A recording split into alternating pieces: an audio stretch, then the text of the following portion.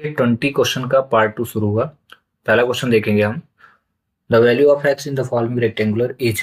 नीचे दिए गए आयत में एक्स का मान क्या होगा ये पता करना है। तो देखिए यहाँ पे 4x और 50 दिया है और ये जो साइड है ना ये कहलाती है डायगोनल, यानी जिसको बोलते हैं विकर्ण। और आयत का विकर्ण हमेशा क्या होता है, बराबर। तो 4x इज इक्वल क्या हो जाएगा, 40। देन x इज इक्वल क्या हो जाएगा, 40/4। और आप प्यार से इसको डिवाइड करें तो आंसर क्या आएगा, 10। ठीक है, तो इसका करेक्ट आंसर हो जाएगा 10। इसी से मिलता जुलता मैं एक क्वेश्चन यहाँ पे दे देता हूँ। ठीक है, 3x इज इक्वल 3.5। तो आपको पता करना है कि x का मान क्या होगा। अगर आपसे थोड़ा सा भी छोटा मोटा कैलकुलेशन बनता है तो आप इसका आंसर जरूर कर लेंगे। तो इसके आंसर को आप कमेंट्स करें, तब तक हम क्वेश्चन नंबर सेकंड पे देखते हैं क्या आया है। ये क्वेश्चन नंबर सेकंड, इसका प्रसार करना है। ठीक है, a³ + b³, तो ये फार्मूला दिया है। ठीक है, अगर हम 9th NCERT की बात करें तो चैप्टर 2 में 8 आइडेंटिटी यानी 8 सरसंघाएं दी हैं। और ये जो है ना, ये फार्मूला क्वेश्चन नंबर 9 में दिया है, तो क्वेश्चन सॉल्व करने के लिए दे दिया है। वहीं आप 8th क्लास में हैं तो आप इस फार्मूले को और प्लस 8 जो सर संख्याएं हैं 9th NCERT चैप्टर 2 से आप लिख लें, क्योंकि ये जो NCERT फार्मूले होते हैं वो जरूर आते हैं। जैसे अब देख लो यही क्वेश्चन आ गया है। ठीक है, तो इसका फार्मूला आप कैसे जानोगे कि सही कौन सा होगा, तो इसका एक ट्रिक है। ध्यान रखना, क्यूब होना चाहिए पावर में। जैसे यहाँ क्यूब है ना, ट्रिक पे ध्यान देना, क्यूब जरूर होना चाहिए। अगर क्यूब है a³ + b³, तो इसका ट्रिक ध्यान देना क्या होगा, प्यार से देखो। सबसे सरल ट्रिक, यहाँ पे अगर प्लस है, समझना, अगर प्लस है तो पहले जो ऑप्शन होगा वो प्लस वाला होगा। तो जैसे यहाँ माइनस है तो रॉन्ग, यहाँ माइनस है तो रॉन्ग। ठीक है, पहला ट्रिक हुआ कि अगर प्लस दिया है तो क्या होगा, प्लस वाला होगा। तो जैसे दोनों में प्लस है अब। ठीक है, फिर जब अगला ब्रैकेट शुरू होगा तो उसमें माइनस होगा। ठीक है, अगर पहले क्वेश्चन में प्लस है तो शुरू में प्लस होगा, देन उसके बाद क्या होना चाहिए, माइनस होना चाहिए। तो देखिए इसमें प्लस है और ये माइनस, तो करेक्ट आंसर क्या हो जाएगा, ऑप्शन नंबर ए। लेकिन वहीं बी पे ध्यान दें तो दोनों में प्लस हो गया, इसलिए रॉन्ग। वहीं अगर ध्यान दें, क्वेश्चन अगली बार ये पूछा जा सकता है कि a³ - b³ का फार्मूला क्या होगा। तो थोड़ा सा कॉमन चेंज होगा इसमें, क्योंकि शुरू में माइनस मांगा है। तो जिसमें माइनस होगा, जैसे ये सी ऑप्शन देख रहे हो ना आप, तो ऑप्शन नंबर सी जो है इसका करेक्ट आंसर कहलाएगा a - b और a² + ab + b²। ठीक है, तो इस क्वेश्चन का जो करेक्ट आंसर होगा ये, और इस फार्मूले को आप याद कर लें, इसका क्या होगा करेक्ट आंसर। ठीक है, क्वेश्चन नंबर थर्ड देखते हैं।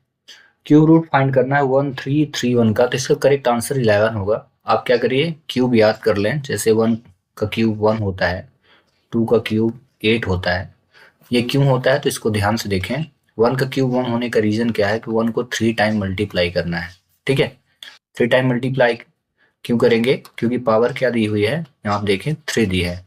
ऐसे 2 का क्यूब 8 क्यों होता है, क्योंकि 2 × 2 × 2 होता है। 2 × 2 = 4 और 2 × 8 होता है। ठीक है, इसी प्रकार से आप कम से कम 20 तक का क्यूब याद कर लें तो आपको जल्दी पता चल जाएगा कि जो भी नंबर दिए हैं तो इनका क्यूब रूट क्या होगा। तो ये आया कैसे, देखो ऐसे क्वेश्चन वैसे इस प्रकार से है ये, तो इसको लिखा वर्डिंग में गया है, बाकी इस प्रकार से फाइंड करना था। तो हम इसका अगर एलसीएम लेते हैं 1331 का, तो देखिए इसको निकालने की जो मेथड है वो डिवीजन मेथड से है और फैक्टर मेथड से। तो मैं फैक्टर से कर रहा हूँ एलसीएम से। तो इसको 11 से डिवाइड किया तो 1 2 1 आया, फिर 11 से डिवाइड किया तो 1 1 आया, और 11 से डिवाइड किया तो 1 आया। देन यहाँ पे हमने 3 टाइम 11 × 11 × 11 रखा, और यहाँ पे पेयर 3 का बनेगा क्योंकि क्या है, पावर 3 है, इसलिए इसका करेक्ट आंसर क्या आ गया, 11। ये तो मेथड थी निकालने की, बट अगर आपको क्यूब याद है तो आप तुरंत ही आप जान जाएंगे कि किस नंबर का क्यूब है। तो जैसे मुझे क्यूब याद था कि 11 का जो क्यूब होता है 1331 होता है, इसलिए इसका क्यूब रूट भी क्या होगा, 11 का क्यूब होता है 1331, तो 1331 का क्यूब क्या होगा, 11 होगा। जस्ट अपोजिट होता है। ठीक है, ऐसे इसका क्या होता है 3375। ठीक है, इसका क्या होता है 1728, इस क्यूब होता है। ठीक है, क्यूब अगर क्यूब देखे, पावर अगर देखेंगे तो इनका होगा, इसका हो जाएगा क्यूब 9261, इसका क्यूब होता है। ठीक है, लेकिन क्वेश्चन में आ गया क्यूब रूट, तो क्यूब रूट का मतलब ये है कि इनमें अगर पावर लगी है, इस प्रकार से अंडर रूट लगा है और यहाँ 3 लगा है, तब हम इसको कहेंगे क्यूब रूट। ठीक ना। 6261 का क्यूब रूट क्या, 11, और 11 का क्यूब क्या हो जाएगा, 9261। आया समझ में। ऐसे ही 1728 का क्यूब रूट क्या होगा, 12, लेकिन 12 का क्यूब क्या होगा, 1728, 1728। ठीक ना। तो इन सभी नंबर्स को आप याद कर लें, इनका क्यूब याद कर लें, 1 से लेके 20 तक के क्यूब तो जरूर आप याद कर लें। क्यूब और क्यूब रूट दोनों आने चाहिए। एक बार को देख लो अच्छे से। देखो 1 का क्यूब क्या होगा, 1 का क्यूब रूट को क्या होगा 1, और 1 का क्यूब क्या होगा 1। देखना इधर क्यूब रूट इधर क्यूब। ऐसे ही 8 का क्यूब रूट क्या होगा 2, और 2 का क्यूब क्या होगा 8। ठीक ना। ऐसे ही 27 का क्यूब रूट क्या होगा, यहाँ पावर 3 रहेगी, ध्यान से देखना, पावर 3। 27 का क्यूब रूट क्या होगा 3, वहीं 3 का क्यूब क्या होगा 27। कैसे, जो इसको हमने 3 टाइम मल्टीप्लाई किया, 3 3 जा 9, 3 जा 27। तो समझ में आया, क्यूब और क्यूब रूट इस प्रकार से फाइंड किया जाता है, याद की जाती है। ठीक है। और निकालने के मेथड अगर हम देखें तो डिवीजन मेथड है और एलसीएम मेथड, फैक्टराइजेशन मेथड, दो मेथड इसको हम निकालते हैं, एक लघुत्तम निकाल करके और एक भाग करके। ठीक है। चलिए क्वेश्चन नंबर हम 4 देखते हैं क्या आया है। जब बैंक में, ठीक है, when money is deposit in a bank for a fixed period of a time then it is called, क्या हो जाएगा, फिक्स्ड डिपॉजिट। मतलब जब बैंक में निश्चित समय अवधि के लिए पैसा जमा किया जाता है तो इसे क्या कहा जाता है, तो याद रखिएगा सावधि जमा खाता कहा जाता है। अब सावधि जमा खाता हिंदी में लिखा है, इसे बच्चे कोई भी नहीं सुनते सावधि जमा खाता, बट इसको जरूर आपने अपने घर में, परिवार में, आस पड़ोस में कहीं सुना होगा, फिक्स डिपॉजिट यानी एफडी करा है, शॉर्ट फॉर्म ज्यादा आपने सुना होगा एफडी। एफडी क्या होता है, फिक्स डिपॉजिट अकाउंट। मतलब कोई भी आपके पास अतिरिक्त पैसा है, उस पैसे का आप यूज नहीं कर रहे हैं, बैंक में पड़ा हुआ है, तो किसी काम करें तो उसको क्या कर देते हैं, फिक्स कर देते हैं, 1 महीने 2 महीने 4 महीने 6 महीने 8 महीने 10 महीने, ठीक ना, या कि 1 साल 2 साल, तो उसमें आपको इंटरेस्ट मिल जाता है जो भी बैंक के द्वारा दी जाती है। तो उसमें आपका जो भी है, अगर 1 लाख आपने जमा किया खाते में, ठीक ना, तो अगर मान लीजिए 1 लाख जमा किया और बैंक बोला कि एफडी अगर कराओगे 1 साल बाद मैं आपको 7% का इंटरेस्ट दूंगा, तो मतलब आपको 7,000 रुपए क्या मिल जाएगा, एक्स्ट्रा मिलेंगे। 1 लाख तो मिलना ही है, 7,000 और मिल जाएगा। तो ये एफडी कहलाती है। बचत खाता क्या होता है, जैसे कोई भी कॉमन पर्सन जो भी खाता खुलवाते हैं उन्हें क्या होता है, उनका सेविंग अकाउंट कहलाता है।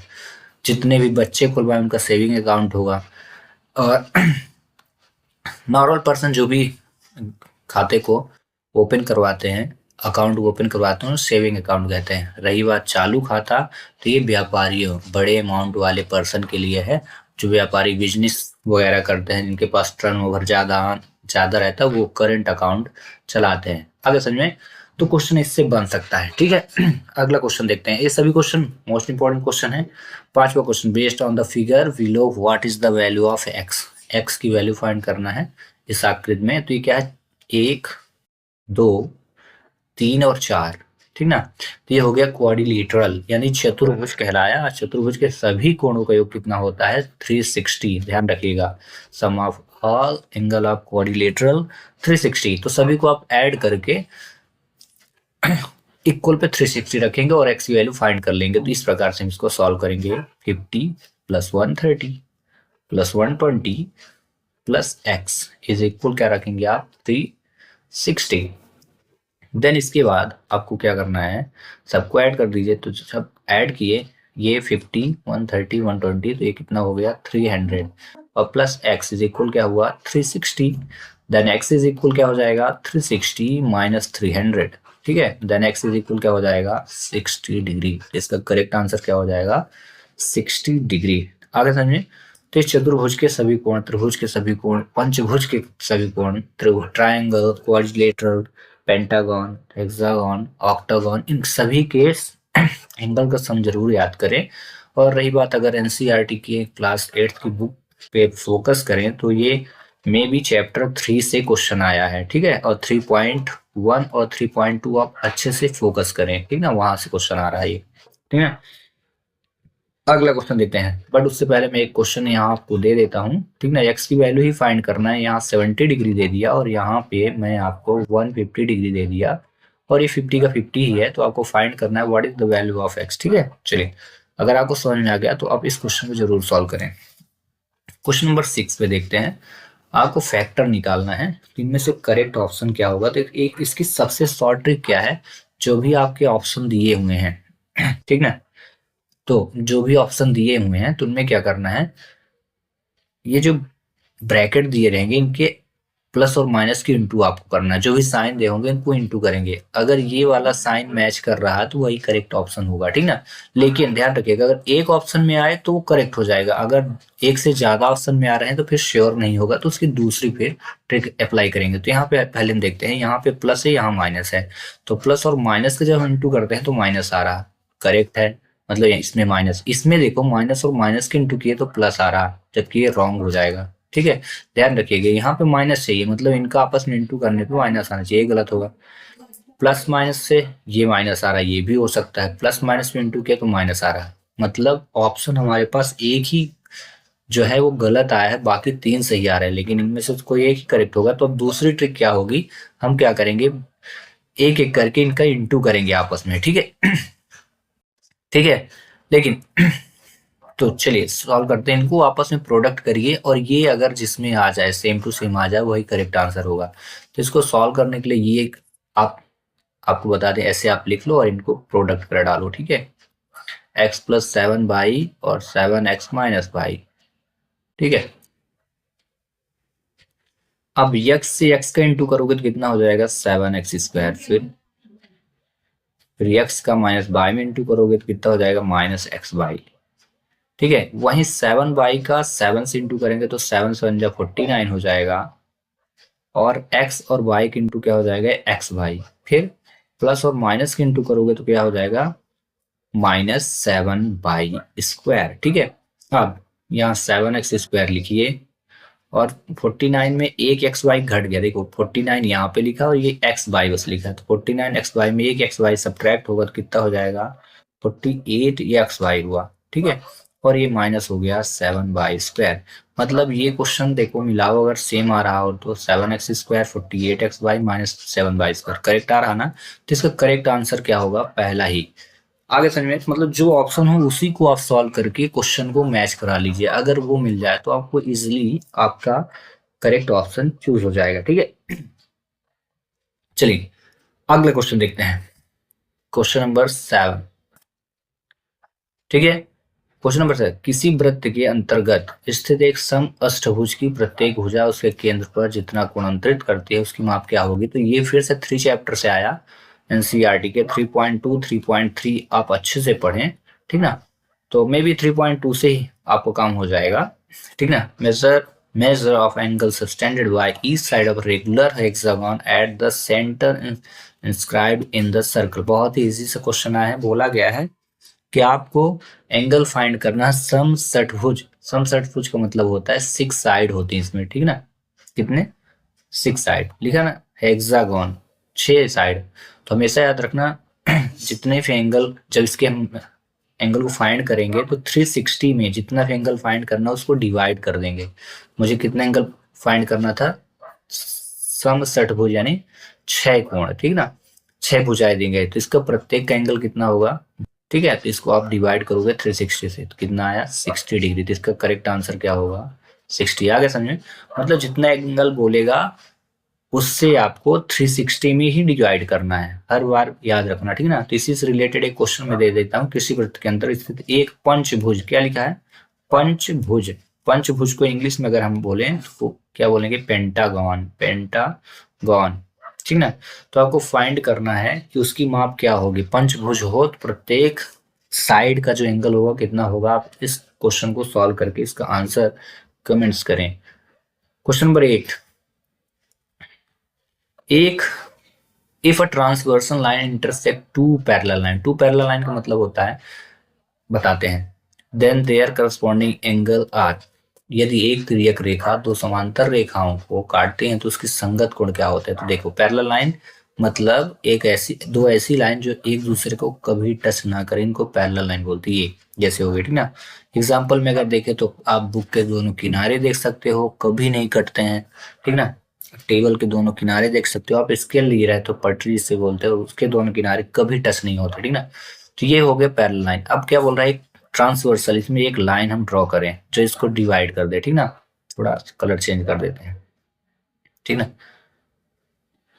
तो इसमें ये बोला कि एक तिर्यक रेखा इसे अगर काट दे, रेखाओं से काटती हो तो उनके संगत कोण मतलब करस्पॉन्डिंग एंगल क्या होंगे, तो हमेशा याद रखना corresponding angle always will be equal, क्या होते हैं, समान होते हैं। करस्पॉन्डिंग एंगल कौन कौन से होते हैं, तो याद रखना एक बाहर तो एक अंदर, ये एंगल करस्पॉन्डिंग एंगल होते हैं। एक बाहर तो एक अंदर, ये हो गया, ठीक ना। ऐसे ही एक अंदर तो फिर एक बाहर, एक अंदर तो फिर एक बाहर, ये करस्पॉन्डिंग एंगल होते हैं। It will be these angles are always will be equal, ये जो करस्पॉन्डिंग यानी संगत कोण होते हैं हमेशा क्या होते हैं, बराबर। क्योंकि संगत से पूछा है तो याद रखना, इस बार संगत से पूछा तो अगली बार जरूरी थोड़ी ना होगा संगत से ही पूछेगा, अगली बार पूछ सकता है एकांतर अंतः कोण क्या होते हैं, ठीक ना। अंतः कोण, एकांतर बाह्य कोण क्या होते हैं, एकांतर बाह्य कोण, ठीक है।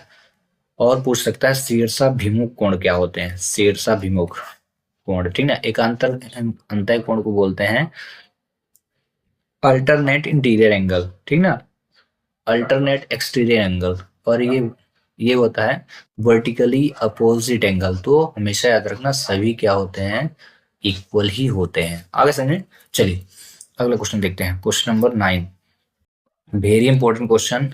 ये आपका पुरानी किताब के अगर हम ध्यान दें तो 8 चैप्टर में था, अब इस किताब में एनसीईआरटी की नई किताब मुझे इतना आइडिया नहीं है, याद नहीं है, तो आप देख लें जिसमें प्रॉफिट लॉस परसेंटेज दिया है, उस एक्सरसाइज से क्वेश्चन आया है। एक व्यापारी अपने सामान की कीमत, ठीक ना, खरीद कीमत से 25% बढ़ाकर अंकित करता है तथा अंकित मूल्य पर 12.5% की छूट देता है। यदि वह एक सामान 875 रुपए में बेचता है तो समान खरीद की कीमत क्या होगी, ठीक ना। A trend A trader marks his goods 25% above the cost price and allows a discount 12.5% on the market price. If he sells an article for 875, then the cost price of the article. तो इसमें एक व्यापारी सामान की कीमत, खरीद कीमत मतलब कॉस्ट प्राइस की कीमत से 25% बढ़ाता है, ठीक ना। तो हम कॉस्ट प्राइस को मान लेते हैं क्या होगा, एक्स। देन तो इस क्वेश्चन को ऐसे सॉल्व करेंगे, लेट करेंगे, पहले हम मान लेंगे कि जो कॉस्ट प्राइस है वो क्या है, एक्स है। कॉस्ट प्राइस मतलब क्रय मूल्य, और एमआरपी जो होगी मार्केट प्राइस को हम ले लेंगे कितना, कॉस्ट प्राइस, और प्लस कर लेंगे प्लस कॉस्ट प्राइस इनटू कितना है 25% बढ़ा देंगे, तो 25 का परसेंट बढ़ाएं कितना हो जाएगा 125, ठीक है, 125% हो जाएगा, ठीक ना, 125%, क्योंकि 25% बढ़ाना है और टोटल 100% होते हैं। तो ये कितना कॉस्ट प्राइस को हमने लिया है एक्स, और 125% मतलब हो जाएगा 125 अपॉन 100%, जैसे ही हटेगा तो डिवाइड पे 100 आता है, ठीक है। तो ये हो जाएगा x इंटू 1.25। अब पॉइंट क्यों लगा, क्योंकि दो अंक बाद क्या है, दो अंक जीरो है, मतलब दो जीरो है, इसलिए मैंने डिवाइड डायरेक्ट कर दिया। तो कितना हो जाएगा, 100 का डिवाइड वगैरह ऐसे ही किया जाता है आफ्टर 2 डिजिट, यानी दो अंक बाद दशमलव लगाई डिवाइड हो गया। तो ये कितना हो गया 1.25x, ये क्या हो गया एमआरपी, मतलब इसको बोलते हैं मार्केट प्राइस, ठीक है। इतना हो गया जिसे बोलते हैं अंकित मूल बोलते हैं, तो अंकित मूल आ गया। अब क्या बोला, वह एक सामान 875 में बेचता है, बेचना मतलब होता है सेलिंग प्राइस, तो सेलिंग प्राइस कितनी दी है 875, तो बोलता है सामान के खरीद की कीमत क्या थी, मतलब कॉस्ट प्राइस क्या थी शुरू में जब उसने खरीदा था, तो कितने में खरीदा था ये फाइंड करना है। तो इसके लिए फार्मूला सेलिंग प्राइस दिया है, तो आप सेलिंग प्राइस का फार्मूला लगाएंगे, सेलिंग प्राइस इज इक्वल होता है market price into 100 minus discount percent, और अपॉन में क्या होता है 100, ठीक है। अब जितनी भी वैल्यू आपके पास यहाँ पे दी गई है, जितने भी मान दिए उनको रखिए। सेलिंग प्राइस दी 875, तो आप यहाँ पे आर से रखो 875 इज इक्वल रखो, एमआरपी हमने कितनी फाइंड कर ली 1.25x इंटू 100 करेंगे माइनस डिस्काउंट परसेंट मतलब बट्टा, ये 1 2.5% की छूट दिया है। आप यहाँ पे रखो 1 2.5 ये, और दोनों को सब्ट्रैक्ट करके आप कॉन में क्या रखोगे 100, ठीक है। चलिए इसको क्रॉस मल्टीप्लाई कर दिए तो 875 में 2 जीरो बढ़ गया। क्यों बढ़ गया? क्योंकि 100 से हमने इधर इंटू कर दिया, 875 में इसका इंटू कर दिया, ठीक है। अब 1.25 आप प्यार से रखो, इन दोनों को सब्ट्रैक्ट करो तो 100 रुपए में 12 रुपए गए तो 88, 88 रुपए में 50 पैसे और घटाइए तो कितना हो जाएगा? 87 रुपए 50 पैसे, ठीक ना। इतना हो गया। देन इसके बाद क्या करेंगे, हमें x की वैल्यू, यहाँ पे x लिखा था ध्यान दीजिएगा, तो इसको मिस नहीं करिएगा, x रहेगा। अब यहाँ 87500 रखिए, ये इंटू में है, जो गुणा में होता है उधर भाग में जाता है, तो ये भाग में आ गया, 875.5 आ गया। बचा क्या? 1.25 और x, ठीक है। देन अब क्या करेंगे, आप यहाँ से पॉइंट हटा दीजिए, 87500, ठीक है। ये एक अंक बाद दशमलव हटेगा तो एक जीरो ऊपर आ जाएगा, आ गया। और बचा क्या? 875 और फिर ये 87, हमने 55 रख दिया, ये गलत कर दिया, ठीक है। ये 87.5 था तो यहाँ 0.5 रहेगा, ये वाला, ये पॉइंट गड़बड़ हो गया, ठीक ना। इतना 875 बचा, ठीक ना, जीरो ऊपर चला गया, इज इक्वल 1.25 और x बचा। अब देखो 87 से 87 डिवाइड हुआ तो बचा, तो कितना आ गया? 1000 इज इक्वल 1.25x। तो हमें x की वैल्यू फाइंड करना है, ठीक है। तो पहले तो आप डिवाइड कर दो ये, और डिवाइड पे हो गया 1.25 और ये x हुआ, ठीक है। देन ये दो अंक बाद दशमलव है तो 2 जीरो ऊपर कर दीजिए आप प्यार से, ये 3 जीरो पहले थे, 2 जीरो और बढ़ा दिए, बचा कितना? 125, ठीक है, इज इक्वल x। अब डिवाइड करो तो 25 का अगर किसी को टेबल आता है तो कर दीजिए, अदरवाइज 5 से भी काट सकते हैं, तो 5 दूनी 10, ये 10 कट गया, फिर 1 2 3 4 जीरो, 1 2 3 4, अब इसको काटिए तो 5 दूनी 10, 5 पचम 25, 25 से दोनों को काटे तो 25 अट्ठे 200 होता है, 25 अट्ठे 200, मतलब यहाँ तक पूरा फिनिश हो गया 200, ठीक ना। बचे कितने? 2 जीरो बचे, तो 2 जीरो रखिए, तो x की वैल्यू कितनी हो गई? 800। अदरवाइज अगर आपसे ऐसे डिवाइड नहीं करते बनता है तो आप इसमें 1 to 5 का डिवाइड कर दें प्यार से, ऐसे करके, ऐसे भी करके आप इतने जीरो रख करके 1 to 5 को डिवाइड करेंगे तो आ जाएगा। तो इस प्रकार से क्वेश्चन हो जाएगा सॉल्व। याद रखिएगा जितने भी मैथ के क्वेश्चन आएंगे तो जरूरी नहीं कि सब आपसे बन जाए, एक दो क्वेश्चन हमेशा टफ बनाए जाते हैं, तो उन क्वेश्चनों को अटेम्प्ट करने के चक्कर में अपना समय बर्बाद कभी नहीं करना, उनको छोड़ देना, फिर बाद में कर लेना है ना, जब सभी क्वेश्चन अटेम्प्ट हो जाएं। क्योंकि जो भी टफ क्वेश्चन आएगा उसके बाद तुरंत ही इजी क्वेश्चन होगा, जैसे देखना इसी क्वेश्चन के बाद वाला जो क्वेश्चन होगा वो इजी होगा, बहुत ज्यादा आसान होगा, ठीक ना। जैसे 10 नंबर क्वेश्चन देखिए आप, ये क्वेश्चन आया हुआ था, क्या पूछा? The angle of a triangle are the ratio 2 4 3, then smallest angle of the triangle is. बोला कि एक त्रिभुज के कोण 2 4 3 के अनुपात में हो तो त्रिभुज का सबसे छोटा कोण क्या होगा, ठीक ना। तब एंगल पूछा है, और आपको पता होगा कि इस त्रिभुज के तीनों कोणों का जो योग होता है वो कितना होता है? Sum of all interior angle of triangle कितना होता है? 180 डिग्री, ठीक है। त्रिभुज के तीनों कोणों का योग 180 होता है। हमने सभी को मान लिया, एक को 2 को 2x माना, 4 को 4x माना, और 3 को 3x माना, और सभी को, क्योंकि योग होता है ना 180, तो जोड़ दीजिए, तो 4 2 6 3 9, तो 9x बराबर कितना होगा? 180। तो x की वैल्यू आप प्यार से निकाल लो, तो ऐसे निकालेंगे क्योंकि इंटू में डिवाइड होगा। देखो ये उसी बच्चे से ये डिवाइड करते बनेगा जिसको क्लास 8th का 2 चैप्टर अच्छे से बन रहा होगा, बाकी वो समझ में नहीं आएगा। इसलिए आप अगर चाहते हैं कि आपसे मैथ अच्छी बने तो आप चैप्टर वाइज अच्छी प्रिपरेशन करना, ठीक है ना। अगर कोई चाहता है कि 8th क्लास का लास्ट चैप्टर या 10 चैप्टर या 9 चैप्टर बने तो वो सबसे पहले क्या करे कि 2 चैप्टरों को अच्छे से क्लियर करे, 2 के बाद 3 को अच्छे से पढ़े, 3 के बाद 4 को अच्छे से पढ़े, क्योंकि जैसे मैं ये डिवाइड करा रहा हूँ ना तो ये 2 चैप्टर में ही है, और 2 चैप्टर अच्छे से जिससे नहीं बनते उसको ये समझ में नहीं आएगा क्या है, ठीक है। x इज इक्वल क्या हो जाएगा? 20, यानी x की वैल्यू क्या आ गई? 20। बोला है इसमें सबसे छोटा कोण क्या होगा, तो इसमें जो सबसे छोटा अंक होगा ना उसी में इंटू करना है। सबसे छोटा अंक क्या है? 2 दिया है, और सबसे बड़ा अंक क्या है? 4।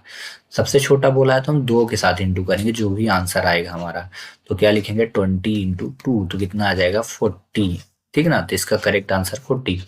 ऐसे अगर बोलता कि सबसे बड़ा कोण क्या होगा, तो सबसे बड़ा अंक क्या था 4, तो इसी x के मान को हम इसमें इंटू कर देते, ठीक ना। जैसे इंटू करते तो क्या आ जाता है 80 डिग्री, ठीक ना। तो इस प्रकार से इसका करेक्ट आंसर 80 हो जाता, लेकिन तब होता जब सबसे बड़ा कोण पूछता है ना, हाईएस्ट एंगल।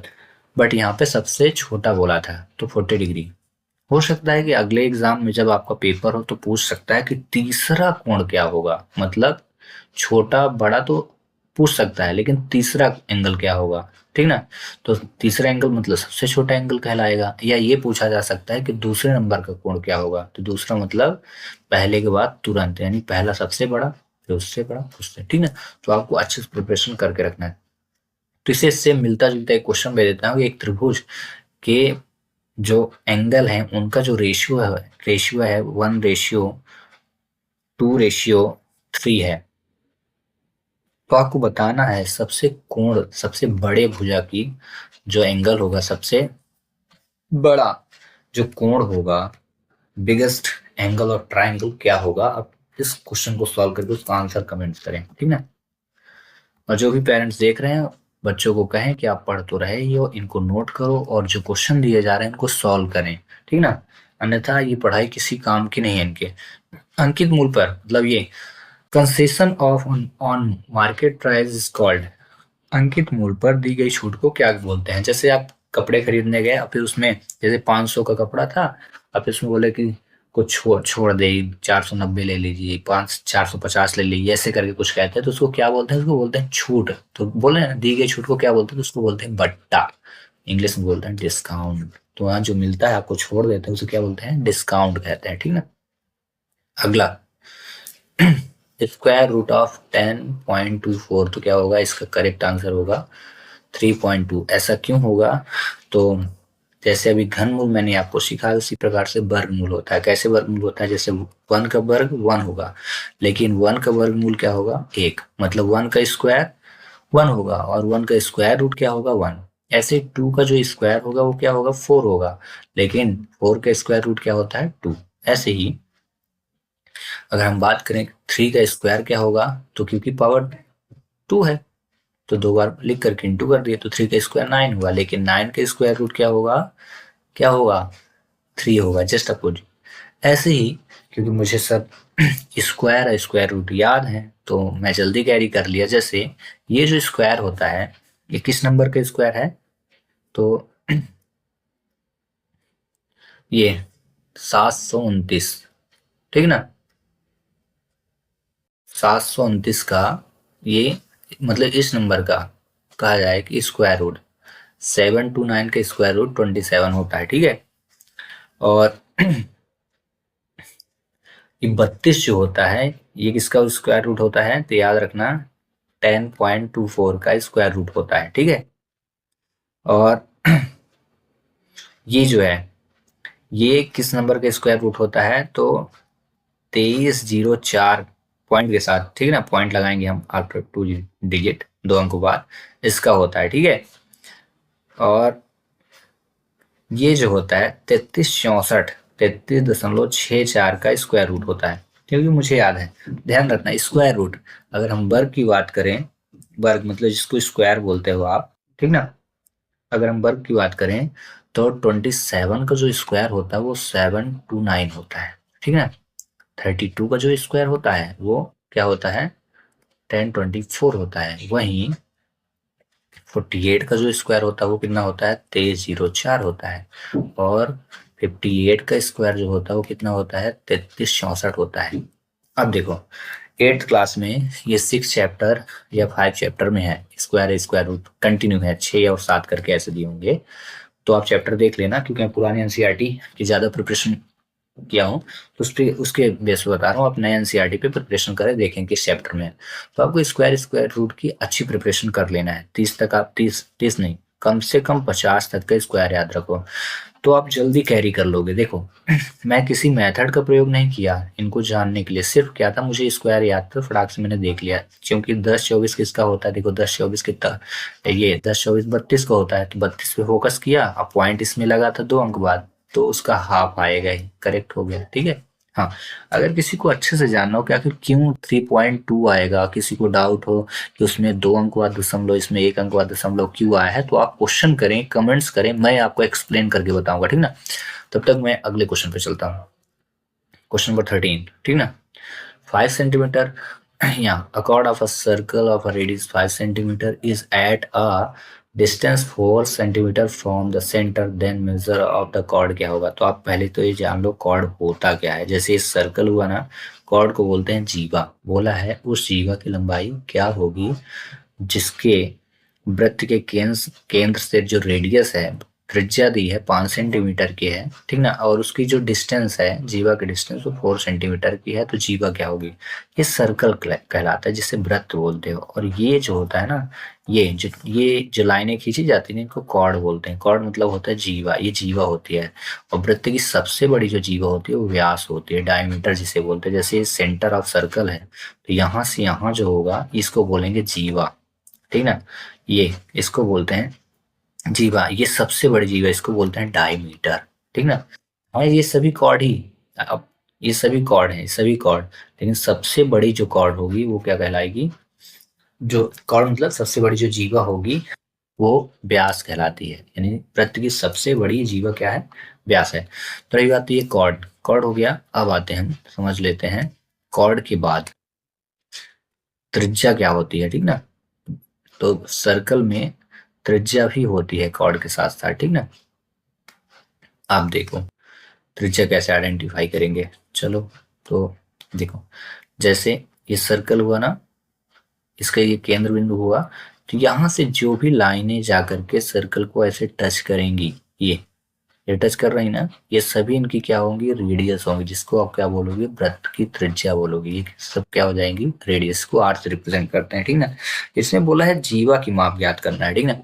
तो यहाँ पीजीटी लगेगा, पाइथागोरस थ्योरम। इससे पहले वाले लेक्चर में मैंने उसके बारे में फार्मूला बताया था, तो आपको पहले तो ये ड्रॉ कर लेना, फिर यहाँ सेंटर ड्रॉ करना है, एक कॉर्ड ड्रॉ करना है। इस क्वेश्चन के लिए बोला है ना जीवा, और जीवा से यहाँ जो ये टच करेगी, ये लाइन पे थोड़ी सी ध्यान दें, इसको हम यहाँ से हटा देते हैं, ठीक है। ये सेंटर को हम टच कराएंगे, ये तो ये क्या हो गई है, ये रेडियस है, त्रिज्या ये कितनी है 5 सेंटीमीटर। और यहाँ से ये जो लाइन खींचेगी ये 90 डिग्री की रहेगी, ये कहलाएगी क्या, डिस्टेंस है 4 सेंटीमीटर का, ये डिस्टेंस हो गया, ठीक ना। ये 5 सेंटीमीटर, तो ये बन गया राइट एंगल ट्राइंगल, ठीक ना। अब जब राइट एंगल ट्राइंगल बनता है, याद रखना इस प्रकार का ट्राइंगल बनता है, तो इसको हम देते हैं ए, और इसको बी, और इसको सी फाइंड करते हैं, ठीक ना। अब यहाँ बोला है जीवा की लंबाई कितनी होगी, तो जीवा कहाँ है, ए, अगर मैं इसको दे दूं ए नाम, इसको बी दे दूं, इसको सी दे दूं, इसको डी, तो हमारा टोटल जो फाइंड करना है वैल्यू क्या होगी, बी सी, यहाँ से यहाँ तक की साइड चाहिए। तो हमेशा याद रखना बी सी इज इक्वल हो जाएगा 2 इंटू बी डी, ठीक है। बी डी मतलब ये साइड जो भी आएगी, इसमें अगर हम 2 का गुणा कर दें तो हमारा क्या निकलेगा, बीसी यानी जीवा निकलेगी। जो भी हम वैल्यू हम फाइंड करेंगे उसके बाद 2 का इंटू करेंगे तो हमारा क्या निकलेगा, जीवा की लंबाई। तो ये हो गई 5, ए की वैल्यू हो गई 5, और बी की वैल्यू यानी मान हो गया 4। हमें निकालना सी, तो इसके लिए मैंने फार्मूला बताया है, ठीक है। A square is equal to B square plus C square, ठीक ना। पाइथागोरस थ्योरम होता है, ठीक ना। शॉर्ट फॉर्म है क्वेश्चन को सॉल्व करने के लिए। एक इससे भी ज्यादा शॉर्ट फॉर्म है, जैसे मुझे डायरेक्ट सी की वैल्यू निकालनी है तो मैं इस फार्मूले को लगाऊंगा, C is equal to under root A square minus B square, ठीक ना। अगर कभी मान लीजिए आपको डायरेक्ट बी की वैल्यू निकालनी है, तो बी के लिए फार्मूला है B is equal under root A square minus C square, ठीक ना। तो ये तीनों फार्मूले को आप रट लो पीजीटी में, ठीक ना। ये सिर्फ अप्लाई कहाँ करना, जब कॉम्पिटेटिव एग्जाम में बैठना है, यानी इस प्रकार के पेपर में, वनडे एग्जाम में जिसमें ऑब्जेक्टिव क्वेश्चन है वहीं अप्लाई करना, अदरवाइज ये अप्लाई ना करें, ठीक ना। तो यहाँ पे करते हैं, तो हमें सी की वैल्यू चाहिए, स्क्वायर नहीं रहेगा, जब हम रूट लगाएंगे तो स्क्वायर नहीं रहेगा, तो सी इज इक्वल, ठीक है। ए की वैल्यू क्या है 5, तो 5 का स्क्वायर। अब देखो कोई भी क्वेश्चन कर रहा है तो बरकरार है ना, तो आपको ये सारी चीज याद रखना, 4 का स्क्वायर। तो सी इज इक्वल क्या हो जाएगा, 5 का स्क्वायर 25 माइनस 4 का स्क्वायर 16, दोनों को आप सब्ट्रैक्ट करो तो कितना है 9, और 9 का स्क्वायर रूट यानी 9 के वर्गमूल क्या होता है 3, ठीक है। तो सी की वैल्यू कितनी आ गई 3 और सी क्या है, सी मतलब ये साइड, और ये साइड क्या है देखो बी डी, क्या है बी डी। तो क्या करेंगे 2 इंटू बी डी की वैल्यू 3, कितना हुआ 6। तो इसका करेक्ट आंसर क्या हो जाएगा 6 सेंटीमीटर। ठीक है, इस प्रकार से ये क्वेश्चन सॉल्व होगा। तो इन ऐसे क्वेश्चनों की अच्छी खासी प्रिपरेशन चाहिए। तो ये क्वेश्चन आप क्या करो, इनको लिखो, बार बार प्रिपेयर करो, सॉल्व करो, ठीक ना। अगर डाउट हो तो आप पूछ सकते हो। अगला क्वेश्चन देखते हैं। ये आया आपका क्वेश्चन वर्गमूल वाले चैप्टर से, ठीक ना। जो भी चैप्टर होगा शुरुआत है स्क्वायर एंड स्क्वायर रूट का, पहला ही एक्सरसाइज में फिल इन द ब्लैंक्स करके लास्ट क्वेश्चन के करीब दिया होगा, या तीसरे चौथे नंबर पे दिया होगा, आप देख लेना। इसका स्क्वायर निकालना बहुत आसान होता है। 1 का स्क्वायर, जैसे 1 का स्क्वायर है ना, तो इसमें जितने 1 हो काउंट कर लो। जैसे 2 ठो इसमें 1 है तो 1 और 2 लिख दो, इसके बाद रिवर्स गियर, 2 के बाद तुरंत रिटर्न आना है, 2 के बाद क्या है ये 1 है ना, ये वाला नंबर तो रिटर्न लिखना है। जैसे मान लो 1 की पावर 3 है, मतलब 3 बार 1 आया है और स्क्वायर निकालना है, तो आपको क्या लिखना है 1 2 3 लिख दिए, 3 बार लिख दिए, फिर रिटर्न ना हो, एक बार 2 लिख दो, एक बार 1, 2 और 1, स्क्वायर निकल आया, ठीक ना। अब जैसे 4 बार 1 आया, 4 1 लिखे हैं और इसका स्क्वायर निकालना है, तो फिर से हम क्या करेंगे 1 2 3 4 बार, क्योंकि 4 ठो 1 है। इसके बाद जब ये कंप्लीट हुआ तो फिर यहाँ से एक बार 3 लिखो, यहाँ से रिटर्न आ जाओ, 3 2 और 1। इसी प्रकार यहाँ पे अगर देखें कि 1 आया, 2 आया, 3 आया, 4 आया, 5, यानी 5 बार 1 आ रहा है, इसका स्क्वायर निकालना है। तो जब 5 बार स्क्वायर है निकालना है तो हम कितने बार 1 लिखेंगे, क्या पहले नंबर कहाँ तक लिखेंगे 5 बार, 1 2 3 4 5, 5 हो गया, यहाँ स्टॉप, फिर 4 3 2 1 लिख दो, 4 3 2 1 रिटर्न। तो ये कौन सा वाला होगा भाई, 1 2 3 4 5, 4 3 2 1, 1 2 3 4 5 4 1, ये गलत हो गया, ये गलत हो गया, करेक्ट आंसर ये हो गया। अगर समझ में, चलिए एक क्वेश्चन दे देता हूँ, 1 2 3 4 5 6 7, इसके स्क्वायर निकाल डालो, कमेंट्स कर दो।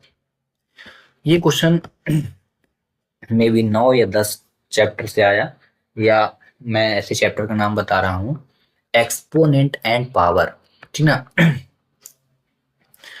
तो ये घातांक और करणी ऐसे कुछ चैप्टर का नाम वहां से आया है। तो ये याद रखना, जब बेस सेम होती है, यानी ये वैल्यू अगर सेम दिखे आपको और बीच में क्या लगा हो इंटू, यानी गुणे का चिन्ह लगा हो, ठीक ना, तो इसको सॉल्व करने का सबसे इजी फंडा क्या है कि ये जो दोनों है ना, इनको आप प्यार से लिख दो और इसके बाद पावर को ऐड कर दो, तो 4 + 3 इज इक्वल क्या हो जाएगा 7, यानी a की पावर 7 ये आ गई, ठीक ना। एक क्वेश्चन यहाँ पे इसको याद रखना, किसी भी नंबर की पावर अगर 0 तो उसका आंसर क्या होगा 1। ये एग्जाम में आ चुके हैं, जैसे x की पावर 0 पूछे तो क्या 1, l की पावर 0 पूछे तो क्या 1, राम की पावर 0 पूछे तो क्या 1, ठीक ना। आगे समझ में, यदि a की पावर 7 लिखा हो इंटू a की पावर 8 लिखा हो, तो इसको भी कैसे सॉल्व करेंगे, तो a लिख लेंगे, क्योंकि यहाँ इंटू लगा, दोनों ऐड होंगे, तो 7 + 8 इज इक्वल क्या हो जाएगा a की पावर 15। ऐसा समझ में, ये पावर डिवाइड का है, लेकिन ये फार्मूला आता है, ये मल्टीप्लिकेशन का है, डिवाइड में भी आता है। अगर मान लीजिए a की पावर 7 हो, डिवाइड हो a की पावर 2, तब क्या करोगे, तो याद रखना अगर प्लस दिया इंटू दिया है तो जोड़ देना, और डिवाइड दिया है तो घटा देना, 7 - 2 इज इक्वल a की पावर 5 होगा, ठीक है। अगर कोई डाउट हो, इसमें बहुत सारे कॉन्सेप्ट होते हैं, इस चैप्टर को आप अच्छे से पढ़ें। डाउट हो, कोई दिक्कत हो तो आप हमसे क्वेश्चन पूछें, हम आपको बताएंगे, ठीक है। इससे मिलता जुलता एक क्वेश्चन मैं आपके लिए देता हूँ, ये रहा a की पावर 11, दो क्वेश्चन दे देता हूँ, एक और ये दो, क्योंकि दो चीजें पढ़ा है, एक मल्टीप्लिकेशन वाला पढ़ा है तो प्लस होगा, और डिवाइड वाला पढ़ा दिया तो क्या हो जाएगा माइनस होगा, दो पढ़ा दिया तो मैं एक देता हूँ a की पावर 11, और यहाँ पे हो जाएगा मल्टीप्लाई a की पावर 5, वहीं a की पावर 7 और डिवाइड हुआ a की पावर 2, तो आपको बताना है कितना आएगा इनका आंसर, ठीक है। चलिए तब तक हम क्वेश्चन नंबर 16 करते हैं। 2401 की पावर 1/4 गुणे 81 की पावर 1/4 हो, तो इसका मान क्या होगा। तो यहाँ इस क्वेश्चन को सॉल्व करने के लिए इसके पावर में ही हम जाएंगे, और ये बताएगा कि ये नंबर जो है किसी न किसी संख्या का पावर 4 है। तो 2404 जो है ये जो है 7 की पावर 4 है। किसकी पावर 4, यानी 7 को आप 4 बार गुणा कर दो, 7 को 4 बार आप जब गुणा करोगे तो कितना आएगा 2401, और 81 फिर से आप 4 लिखा है, तो 81 भी किसी न किसी संख्या का 4 टाइम है, यानी ये होता है 3 × 3 × 3 × 3। जब 3 को 4 टाइम मल्टीप्लाई करोगे तो कितना आएगा 81 आएगा। तो यहाँ मैंने लिखा 2401 को 7 की पावर 4 और अपॉन 4 लिखा इधर इनटू, फिर से वही बात, ये वही चैप्टर से आया जो पिछला वाला क्वेश्चन आया था 15 number question, power and components and power से आया, ठीक ना, घातांक एवं करणी। और यहाँ लिखेंगे 3 की पावर 4 और इसकी भी पावर कितनी हो जाएगी 1/4। अब यहाँ पे 4 से 4 डिवाइड और 4 से 4 डिवाइड, तो बचा कितना 7 इंटू 3, तो 7 3 जा 21, तो इसका करेक्ट आंसर हो गया 21। बस इजिली हो गया, ठीक ना। इस प्रकार से ये क्वेश्चन हो जाएगा सॉल्व, ठीक है। अब इन क्वेश्चनों को अच्छे से जानने के लिए, इन क्वेश्चनों को विस्तृत जानने के लिए, अगर आपको ये समझ में नहीं आया है तो आप क्या करें, आप एक बार कमेंट्स करें कि आप इसको थोड़ा और इजी मेथड समझाए और डीपली समझाए, तो मैं आपको समझाऊंगा। अगर समझ में आएगा तो बहुत अच्छी बात है। तब तक क्वेश्चन नंबर 17 करते हैं, क्योंकि वीडियो बहुत लंबा बन जाएगा, आप एक्सप्लेन करने लगेंगे काफी डीप से, तो ठीक ना, ये शॉर्ट ट्रिक है। 17 क्वेश्चन, एक सिक्के का व्यास जिसका डायमीटर दिया है 2 सेंटीमीटर, उसकी परिधि की माप क्या होगी, ठीक ना। ये क्वेश्चन इसके पहला जो लेक्चर मैंने पढ़ाया था तो उसमें हम सर्कमफ्रेंस ऑफ सर्कल के बारे में डिस्कस किए थे, ठीक ना। तो उसी प्रकार से क्वेश्चन को सॉल्व करेंगे हम, तो उस लेक्चर को आप जरूर देख लेंगे। उसका पहला ही क्वेश्चन जो था तो सर्कमफ्रेंस ऑफ सर्कल था, ठीक ना। तो हमेशा याद रखना, व्यास दिया हो तो पहले हम रेडियस निकालेंगे। क्या निकालेंगे, रट लो। अगर व्यास दिया तो क्या निकालेंगे, त्रिज्या निकालेंगे। और त्रिज्या कैसे निकालते हैं, जो भी व्यास दिया होगा उसमें 2 का डिवाइड करना है, कितनी आ जाएगी 1। अगर डायमीटर 4 दिया होता तब भी हम डिवाइड करते 2 का, ठीक ना। अगर डायमीटर 10 होता, डायमीटर अगर 10 होता तब भी हम डिवाइड किसका करते 2 का है। हमेशा याद रखना, जब भी डायमीटर दिया होगा तो हम डिवाइड किससे करेंगे, 2 से, ठीक ना। तो यहाँ पे रेडियस कितना आ गया है 2, ठीक ना। क्यों आया, क्योंकि डायमीटर 2 था, तो मैंने 2 नहीं 1 आया, क्योंकि 1 आया ना, 2 से 2 डिवाइड किया, तो आर की वैल्यू आ गई 1। अब बोला है उसकी परिधि। सिक्का, सिक्का कैसा होता है, गोलाकार होता है ना, जिसे बोलते हो वृत्त। अब वृत्त की परिधि क्या होती है, पहले लेक्चर में हम चर्चा कर चुके हैं। उसकी परिधि होती है 2 पाई r, ठीक ना। 2 लिखेंगे, पाई लिखेंगे, आर की वैल्यू अभी हमने सॉल्व की 1, तो 1 से इंटू कर दो आप, तो कितना हो जाएगा 2 पाई। इसका करेक्ट आंसर क्या होगा 2 पाई। आगे समझ में, इजिली समझ में आ गया ना। तो इसी प्रकार एक क्वेश्चन देता हूँ कि एक सिक्का है जिसका व्यास जो है ना वो 10 मीटर है। व्यास क्या है, 10 मीटर है। तो आपको पता करना है कि इसका सर्कमफ्रेंस ऑफ सर्कल क्या होगा। सर्कमफ्रेंस ऑफ सर्कल का फार्मूला याद रखना, क्या होता है 2 पाई आर, ठीक ना। ऐसे ही सर्कमफ्रेंस ऑफ सर्कल को हिंदी में बोलते हैं वृत्त की परिधि क्या होगी, यानी सिक्के की परिधि क्या होगी। आप इस क्वेश्चन को सॉल्व करके अपने नोटबुक में लिख लें, उसकी फोटो भेज दें, मैं आपको सॉल्व सही है गलत है आपको बता दूंगा, ठीक है। या कि आप उस क्वेश्चन का आंसर सेंड कर दें, ठीक है। चलिए अगला क्वेश्चन, क्वेश्चन नंबर 18, एक the opposite angle of parallelogram, ठीक ना। तो पैरेललोग्राम के जो विपरीत कोण होते हैं हमेशा बराबर होते हैं, ठीक ना। तो इसको आप याद रखें, समांतर चतुर्भुज के विपरीत कोण बराबर। जितने भी चतुर्भुज हैं उनके प्रकार हैं, उनके गुणधर्म, उनको सबको आपको रट डालना है, ठीक है। क्वेश्चन नंबर 19 देखते हैं। इसमें लिखा है इफ 3x + 4/2 - 6x = -2/5। तो ये क्वेश्चन 2 चैप्टर से आया, ठीक ना। तो इसको सॉल्व करते हैं, x समान आपको बताना है, तो इजिली ये सॉल्व होगा। ये जो 5 है ना, इधर जाके मल्टीप्लाई करेगा, और ये जो 2 है ना, इधर आके मल्टीप्लाई करेगा। तो 5 से 3 का इंटू करो, 5 3 जा 15, ठीक ना, और x, फिर दोनों में इंटू करना 4 से, 5 4 जा 20 इज इक्वल लगाना है, फिर 2 से इंटू, 2 2 जा 4। अब ये 2 जो होगा ना दोनों से इंटू करेगा, ठीक ना, माइनस लग गया, फिर से ये माइनस और ये माइनस, माइनस माइनस प्लस 2 छक्का 12x, ठीक है। मल्टीप्लाई करने के बाद आपको क्या करना है, यहाँ पे लेटर देखना है, यहाँ x लिखा है और यहाँ भी x लिखा है, तो x वालों को साथ ले आओ, 15x - 12x, इनको बोलते हैं वेरिएबल। अब नंबर को नंबर के पास, तो ये -4 था और 20 प्लस में था तो उधर गया तो -20 हो गया। 15x में 12x घट गया तो 3x आया, दोनों सेम सिंबल ऐड होंगे, यानी समान चिन्ह जुड़ते हैं तो 24 हुआ। तो x का मान क्या हुआ, -24/3, 3 से भाग कर दो आप, तो 3 8 कितना हो जाएगा, कितना होगा 24। और ये माइनस था ना तो माइनस लगा के, तो x की वैल्यू कितनी आ जाएगी -8। ये चैप्टर 2 से आया है।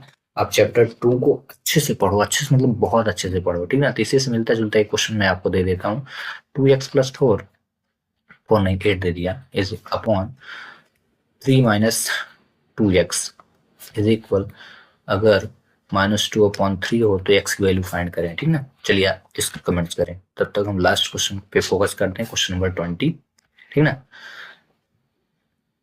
आपको कमेंट्स जरूर करना है, समझ में आता है तो अच्छी बात है, नहीं समझ में आता तो वही बताइएगा। हमारा टारगेट सिर्फ ये है कि किसी बच्चे का एग्जाम जो है ना 75, एग्जाम में 75 नंबर से कम ना आए, 75 प्लस ही आ जाए, ठीक ना। और मैथ के जितने 20 क्वेश्चन आ रहे हैं तो ऑल टू ऑल बने, ठीक ना। इसलिए जितना भी मैं यहाँ से पढ़ाते जाऊंगा नोट करते जाएंगे, श्योर आपका एग्जाम निकलेगा, और निकले के साथ साथ आपको मैथ का नंबर सबसे हाई रहेगा। अगला, 5,000 रुपए पर 10% वार्षिक दर से 2 वर्ष का चक्रवृद्धि ब्याज ज्ञात करना है, कंपाउंड इंटरेस्ट ज्ञात करना है, ठीक ना। ठीक ना। तो इसको बोलते हैं, इसके पहले लेक्चर में भी मैंने इसके बारे में चर्चा की, तो उसमें सिंपल इंटरेस्ट आया था, इसमें कंपाउंड इंटरेस्ट आ गया। इसको प्रिंसिपल बोलते हैं, इसको रेट यानी दर बोलते हैं, ये टाइम है। और इस कंपाउंड इंटरेस्ट को निकालने का फार्मूला क्या है, देखिए। कंपाउंड इंटरेस्ट निकलता है किससे, ए माइनस पी से। ए मतलब होता है अमाउंट, अमाउंट मतलब होता है मिश्र धन। तो पहले हम ए निकाल लेते हैं। ए का फार्मूला होता है पी 1 + r/100⁴n, ठीक है। इस फार्मूले पे याद रखो, ए मतलब होता है अमाउंट यानी मिश्र धन निकालेंगे। पी कितना दिया है, प्रिंसिपल 5,000 रुपए है, तो आप यहाँ पे आर से 5,000, लास्ट क्वेश्चन है, ठीक ना। 1 + r की वैल्यू कितनी, 10/100 करेंगे, और n कितना है, टाइम कितना है, 2 वर्ष का, तो आप यहाँ पे 2 रखो। इसको प्यार से डिवाइड करो, 10 1 जा 10, 10 जा, ठीक है। इसके बाद आपको प्यार से लिखना है, 10 से इंटू कर दो इसमें, ये 10 से 1 का, तो 10 1 जा 10 और +1/10। आगे समझ में, ये +1 कहाँ से आया, ये जो बचा था, पावर 2 रहने देना। इसके बाद आप 5,000 रखो, ठीक है, और इन दोनों को ऐड करो तो कितना हुआ, 11/10 की पावर कितनी है, 2, ठीक ना। थोड़े ये क्वेश्चन बड़े हैं तो थोड़ा धैर्य से आपको देखना है, ठीक ना। इसको 2 टाइम मल्टीप्लाई करना है, क्योंकि पावर क्या है 2 है, यानी स्क्वायर करना है। ये लो, कर दिए ना। यहाँ से 0 1 0 2 0 1 0 2 0 कट गए, लेकिन 1 से 1 नहीं डिवाइड करना, ठीक है, क्योंकि 1 का मल्टीप्लाई 1 ही आएगा। इसके बाद बचा क्या, 50 × 11 × 11, ठीक है। तो 11 इंटू कर दो, 11 5 जा 55, 0 इंटू फिर से 11, इस 11 का हो गया ना इंटू, अभी 11 बचा, 11 यानी 11 × 5 = 55, और 11 × 5 = 5 5 60 हो गया, ठीक ना। पूरा मल्टीप्लिकेशन हुआ, मतलब ए की वैल्यू अमाउंट मिश्र धन कितना हुआ, 60 50, लेकिन हमें क्या निकालना, कंपाउंड इंटरेस्ट सी आई। तो सी आई इज इक्वल क्या होता है, ए की वैल्यू कितनी आई, 6050 माइनस पी, पी मतलब प्रिंसिपल, मतलब कितना था, 5,000 रुपए। दोनों को सब्ट्रैक्ट करो ना, कितना आएगा, 1050। तो करेक्ट आंसर इसका क्या हुआ, ये, ठीक ना। इस प्रकार से क्या निकाला जाता है, कंपाउंड इंटरेस्ट। तो आपने गौर किया होगा कि इस क्वेश्चन को सॉल्व करने के लिए मैंने दो फार्मूले लगाए। पहला ये फार्मूला लगाया, जिसको आपको लिख के याद कर लेना है, मिश्र धन का है, ठीक ना, अमाउंट बोलते हैं मिश्र धन का फार्मूला। और दूसरा सी आई यानी कंपाउंड इंटरेस्ट यानी चक्रवृद्धि ब्याज का फार्मूला लगाया। तो पहले आपको अमाउंट निकाल लेना है, फिर कंपाउंड इंटरेस्ट निकाल लेना है, ठीक है। चलिए एक क्वेश्चन मैं दे देता हूँ। 5,000 की जगह मैंने यहाँ पे 8,000 रुपए दे दिए, ठीक है, और 10% को 10% ही रहने दिया, 2 वर्ष को 2 वर्ष ही रहने दिया है, ठीक ना। ये प्रिंसिपल आपका हो गया, रेट आपकी हो गई 10% की, और जो टाइम है, टाइम मैंने 2 ईयर का दे दिया। तो आपको पता करना है सी आई कितना होगा, कंपाउंड इंटरेस्ट। चलिए आप इस क्वेश्चन को सॉल्व करके कमेंट्स करें, मिलते हैं नेक्स्ट वीडियो में, थैंक्स फॉर वॉचिंग।